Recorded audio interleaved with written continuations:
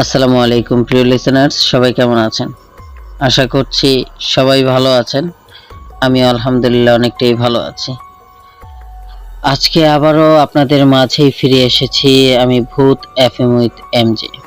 আজকে যেই দুটি ঘটনা আপনাদের সাথে শেয়ার করব, অবশ্যই আপনারা মনোযোগ দিয়ে ঘটনাগুলি শুনবেন।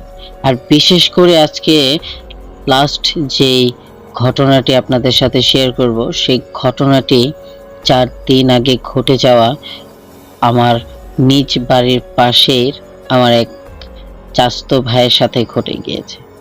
অবশ্যই সেই ঘটনাটি আপনারা উপভোগ করবেন। তো চলুন বেশি কথা না বাড়িয়ে আজকে যে প্রথম ঘটনাটি আপনাদের সাথে শেয়ার করব, সেই ঘটনাটি ইমেল করে পাঠিয়েছেন আমার এক প্রিয় লিসেনার্স ভাই, যার নাম সাজ্জাদ। সে যেভাবে আমাদেরকে লিখে তার জীবনের সাথে ঘটে যাওয়া ভৌতিক ঘটনাটি লিখে পাঠিয়েছেন, ঠিক সেইভাবেই আপনাদেরকে পড়ে শোনাচ্ছি। আসসালামু আলাইকুম মামুন ভাই, কেমন আছেন? আশা করছি আপনি ভালো আছেন। আমিও ভালো আছি। আজকে আপনাদেরকে যে ঘটনাটি লিখে পাঠিয়েছি, সেই ঘটনাটি ঘটেছে আমার নিজের সাথে। ঘটনাটি যখন ঘটে তখন 2002 সাল। আমরা সবাই মোটামুটি যুবক। আমরা একদিন 4 জন মিলে বাজারে আড্ডা দিচ্ছিলাম। আমরা আড্ডা দিতে কখন যে দুপুর গড়িয়ে বিকেল হলো আর বিকেল গড়িয়ে সন্ধ্যা হলো, কোনোটাই বুঝতে পারলাম না।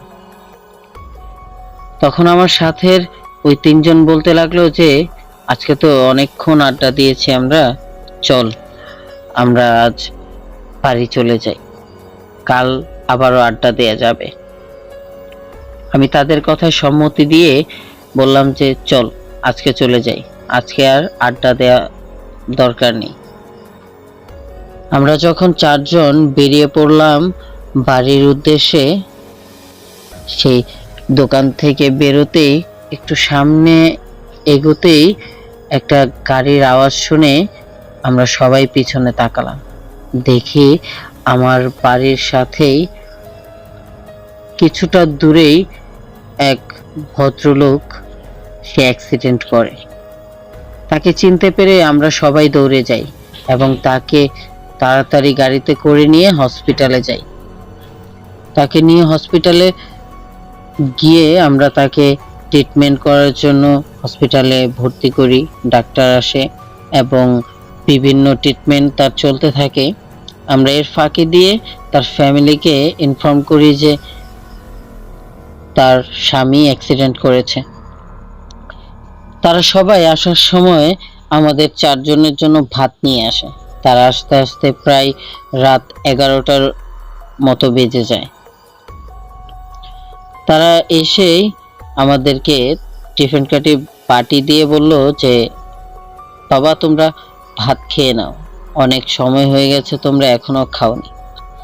আর দেশগ্রাম এমন একটা জায়গা, যে জায়গার 10টা বা 9টা 10টা হলেই দেশগ্রামের জন্য অনেকটা গভীর রাত হয়ে যায়। আর যখনকার কথা বলছি, তখনকার সময়ে দেশগ্রামে এতটাও রাত অবধি কেউ জাগে না। তো আমরা সবাই খাওয়া দাওয়া করার পর বললাম যে আজকে তো অনেক রাত হয়ে গেছে আর আপনারা চলে আসছেন, আমরা যার যার বাসায় চলে যাই, আজকে আমরা সকালে আবার আসব। তখন তারা বলল আচ্ছা আচ্ছা যাও, তোমাদের ভাড়া আছে?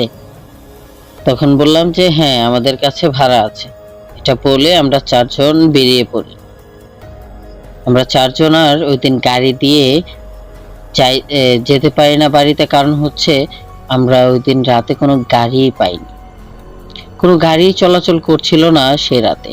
আমরা ওইখান থেকে খাওয়া দাওয়া করে বের হতে হতে প্রায় 12টার কাছাকাছি, 11:40 এরকম হবে। আমরা সবাই হাঁটতে শুরু করি। আমরা হাঁটতে হাঁটতে 2 জন তাদের বাড়ির দিকে চলে যায় আর আমরা 2 জন যেতে থাকি আমাদের বাড়ির দিকে। তবে আমার সাথে যে বন্ধুটা আছে তার বাড়িটা আগে পড়ে, তারপরে আমার বাড়ি পড়ে। তবে সে যখন একটু সামনে যেতেই সে তার বাড়িতে চলে যায়, তখন আমি পুরো একা হয়ে যাই।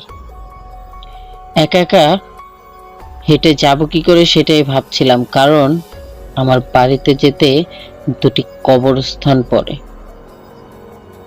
আর পরে ছোট্ট একটি বাঁশঝাড়। আমি সেটা ভাবতে ভাবতেই কেমন যেন আমার গায়ের লোমগুলো দাঁড়িয়ে পড়ছিল, গাটা কেমন যেন শিউরে উঠছিল। তারপরেও কি করব, বাড়িতে তো যেতেই হবে। এক মনে ভাবছিলাম যে ওই বন্ধুর বাসায় থেকে যাব, আবার বললাম না না, এত রাতে আরেকজনের বাসায় যাওয়াটা ঠিক হবে না, নিজ বাড়িতেই যাই, কারণ বাবা মাও তো চিন্তা করছে। সেটা ভেবেই সোজা বাড়ির দিকে রওনা দিই। নিজের আনমনেই হাঁটতে থাকি বাড়ির দিকে। যখন কিছু দূর গেলাম তখন মনে হলো কে যেন আমার পিছন থেকে ডাক দিল আমার নাম ধরে। আমি পিছনে আর তাকালাম না। মনে করলাম যে আমার হয়তোবা মনের ভুল, কারণ এইসব ভাবছি, হয়তোবা সেই কারণেই আমি কারো আওয়াজ শুনতে পেলাম। কয়েক কদম যাওয়ার পরে ঠিক স্পষ্টভাবে শুনতে পেলাম কে যেন আমার নাম ধরে ডাক দিল।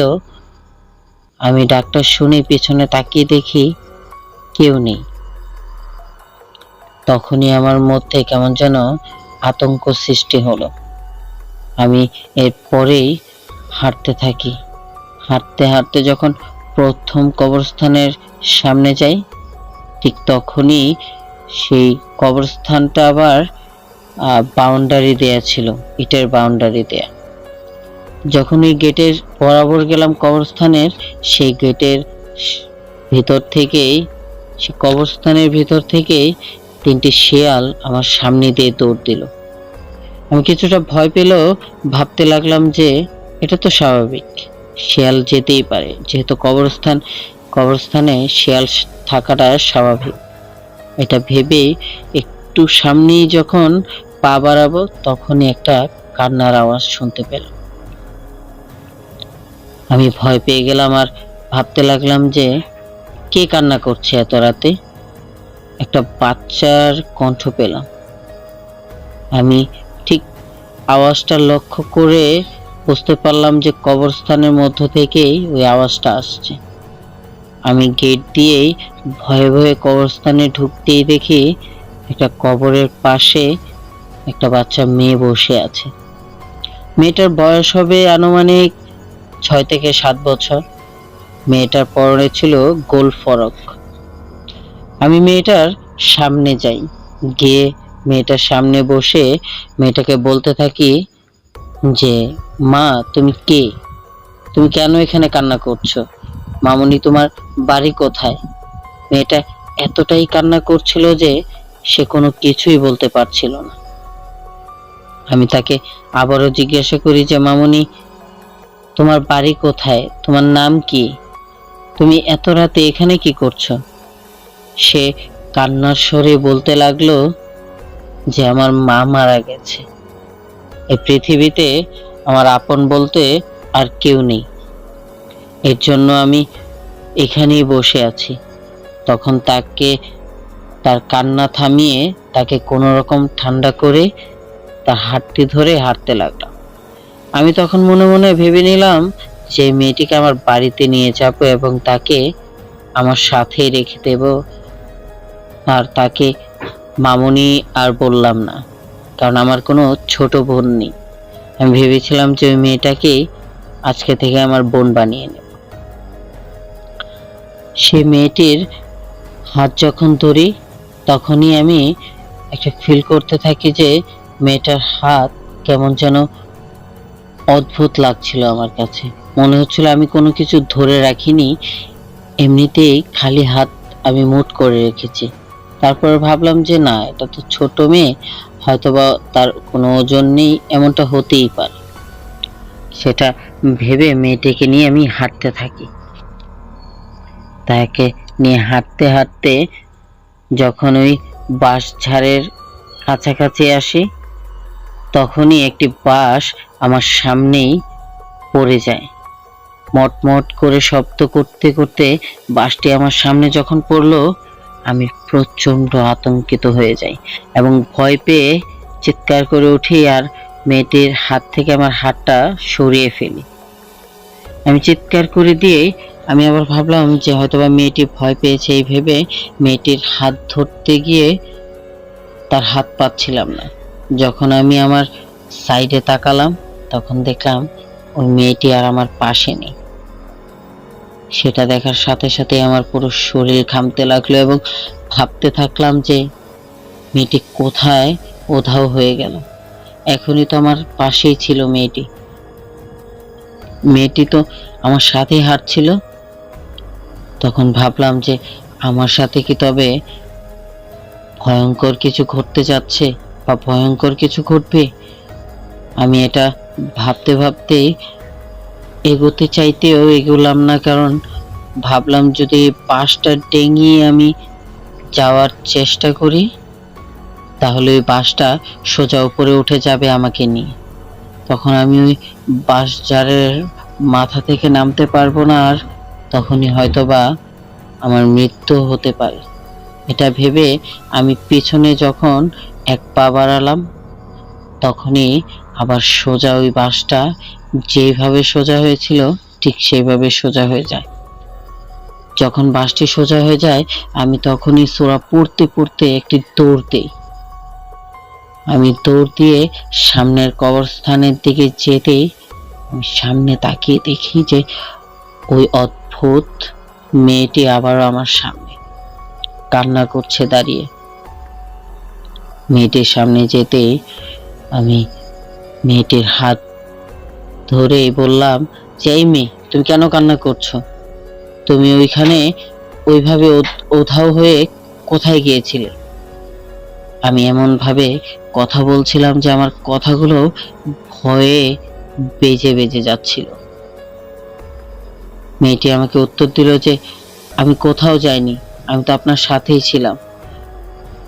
আমি তখন কেমন যেন ভয়ে মেয়েটির হাতটি যখন ছেড়ে দিলাম, তখনই মেয়েটি আমার দিকে এমন ভাবে অদ্ভুত রকমে তাকিয়ে রইল যে মেয়েটির চোখ লাল হয়ে জ্বলজ্বল করছিল, আর মেয়েটির হাতের নখগুলো এতটাই তীব্র হয়ে বড় হচ্ছিল যে আমি খুব ভয় পেয়ে যাই। তখনই তার পায়ের দিকে লক্ষ্য করি যে তার পা দুটো উল্টো ছিল, আর সেটাই দেখার সাথে সাথে আমি ভয় পেয়ে চিৎকার করে দৌড়তে থাকি। দৌড়তে দৌড়তে বাড়ির উঠোনে গিয়ে চিৎকার করে আমি সেন্সলেস হয়ে পড়ি। আমার চিৎকার শুনে ঘরের সবাই বের হয়ে আমাকে উঠিয়ে উঠানে নিয়ে যায় এবং তারা আমার জ্ঞান ফেরায়। তার জ্ঞান ফেরাতে আমি চোখ মেলে দেখি আমার মা বাবা আমার পাশে, আমার ভাই। একটু পরে ফজরের আজান দেয়। আমি কিভাবে ওই 12টা থেকে 5 ঘন্টা ওইখানে আমার কেটে গেছে আমি কিছুই বুঝতে পারিনি। বলতে না বলতেই আমার বাবা মা আমাকে মাথায় পানি দিয়ে আমাকে ঘরে শুইয়ে রাখে। ফজরের আজানের পর, নামাজের পর তারা আমাকে নিয়ে ওই ইমাম সাহেবের কাছে যায়। ইমাম সাহেবের কাছে যেতেই আমি কিছুটা স্বস্তি বোধ করছিলাম, কেমন যেন অদ্ভুত রকমের ভালো লাগছিল। সেই ইমাম সাহেব আমাকে ঝাড়ফুঁক করে, ঝাড়ফুঁক করার পর আমি নিজেকে কিছুটা বেটার ফিল করি। তো সেই দিনের পর থেকেই আমি ওই বাচ্চা মেয়েটাকে কখনো দেখিনি, আর ওই কবরস্থানের পথ দিয়ে আর কখনোই আমি যাতায়াত করিনি। তো এই ছিল আপনাদের কাছে পাঠানো আমার প্রথম ঘটনা। অসংখ্য ধন্যবাদ সাজ্জাদ ভাই আপনাকে, আপনি এত সুন্দর করে আপনার জীবনের সাথে ঘটে যাওয়া ঘটনাটি শেয়ার করেছেন। আপনাকে অসংখ্য ধন্যবাদ এবং আরো ধন্যবাদ জানাচ্ছি আমাদের নিয়মিত লিসেনার্স হওয়ার জন্য। এবং সাবস্ক্রাইব করে আমাদের পাশে থাকার জন্য। এইভাবেই আমাদের লিসেনার্স ভাইরা যদি আমাদেরকে তাদের জীবনের সাথে ঘটে যাওয়া এবং তাদের ফ্যামিলির সাথে ঘটে যাওয়া ভৌতিক ঘটনাগুলি শেয়ার করে, অবশ্যই অবশ্যই আমাদের কাছে অনেকটাই ভালো লাগবে এবং আমরা আরো উৎসাহিত হয়ে আরো আপনাদেরকে নিত্য নতুন ভৌতিক ঘটনাগুলি আপনাদের সাথে শেয়ার করতে পারব। তো চলুন আর বেশি কথা না বাড়িয়ে আজকে যে মূল ঘটনাটি, যে ঘটনাটি ঘটে গেছে আমার বাড়ির পাশে বড় ভাইয়ের সাথে, সেই ঘটনাটি আপনাদের সাথে আজকে শেয়ার করছি। তার নাম বকুল ভাই। সে পেশাগত রাজমিস্ত্রি। সে অত্যন্ত ভালো একটি মনের মানুষ।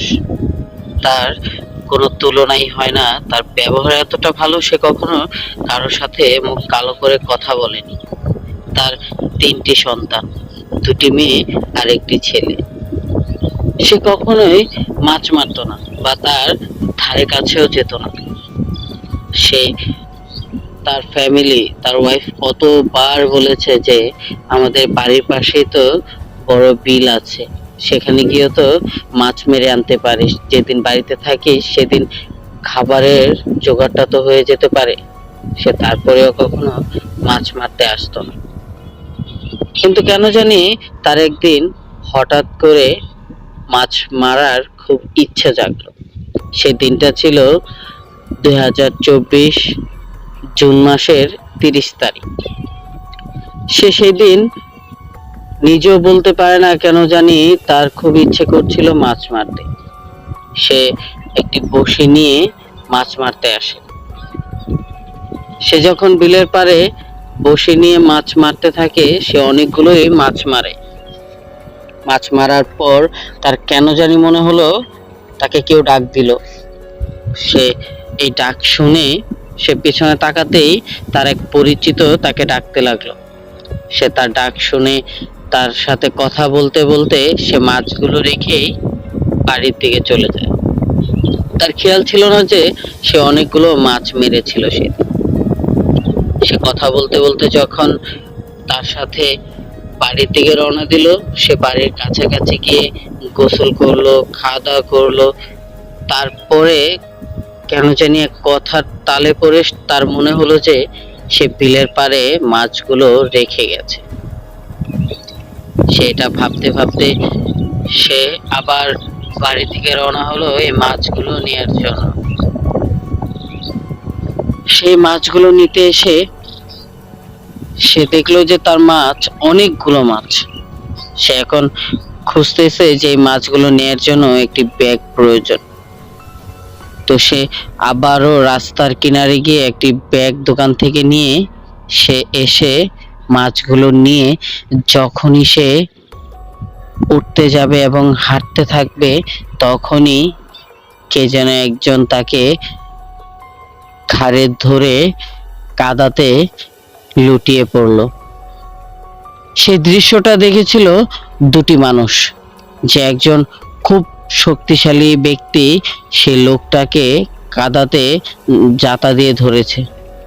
তারা দেখেই দৌড়ে সে লোকটির কাছে আসতেছিল আর চিৎকার করতে থাকলো যে কে আছো, এই লোকটিকে বাঁচাও। তারা দূর থেকেই চিনতে পারলো যেটা আমাদের এলাকারই বকুল ভাই। সে বকুল ভাই প্রাণপণ চেষ্টা করছিল যে সে নিজেকে বাঁচানোর জন্য, তবে তাকে এমন ভাবে কাদার মধ্যে জাতা দিয়ে ধরেছিল যে সে কোনোভাবে উঠতে পারছিল না। সে যতবারই উঠছিল ততবারই জাতা দিয়ে ধরছিল তাকে। আর ওই 2টি লোক দৌড়ে আসতে আসতে যে লোকটি বকুল ভাইয়ের ঘাড়ে জাতা দিয়ে ধরেছিল সে হঠাৎ করে গায়েব হয়ে যায়। সে অদৃশ্য হয়ে যায়।